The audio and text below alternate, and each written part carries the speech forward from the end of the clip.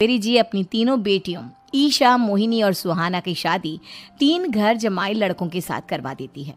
उन्हें लगता है कि ये लड़के शायद घर का कामकाज संभाल लेंगे, लेकिन उनके तीनों घर जमाई बहुत आलसी थे। वो नौकरी भी नहीं करते थे और बाहर का काम भी नहीं।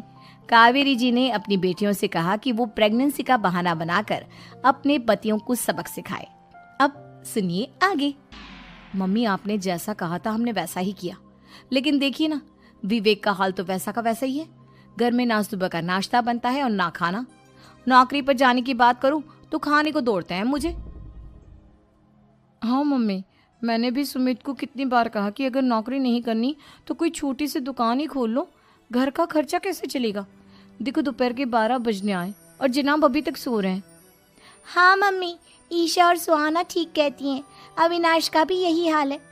जब मैंने अपनी प्रेगनेंसी के बारे में कहा तो मुझसे कहने लगा, अरे दूसरी लड़कियां तो 9-9 महीने तक नौकरी करती है, बस डिलीवरी के टाइम छुट्टी लेती है।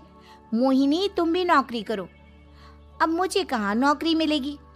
मम्मी बताओ, अब मैं क्या करूँ?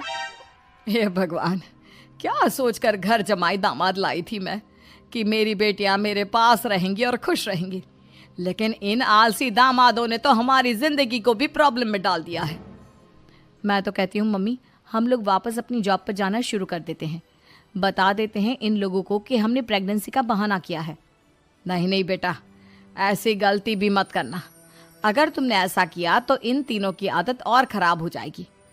अरे आज नहीं तो कल कभी तो तुम प्रेग्नेंट होगी, तब वापस यही प्रॉब्लम आएगी। तब क्या करोगी तुम तीनों? हाँ मम्मी, आपकी बात तो बिल्कुल सही है। इन लोगों को तो सुधारना ही पड़ेगा।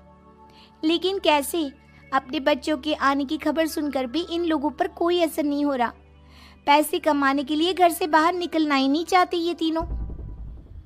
अब मेरे दिमाग में एक प्लान आया है। तुम तीनों चिंता मत करो, उन तीनों को बुलाओ, फिर मैं बात करती हूँ। थोड़ी देर बाद कावेरी जी अपने तीनों दामादों को सामने बुलाकर अपनी बात कहना शुरू करती हैं। अविनाश, सुमित और विवेक, देखो बेटा, मैं ना तुम तीनों से बड़ा प्यार करती हूँ, इसीलिए तो तुम्हें घर जमाई बना कर रखा है मैंने।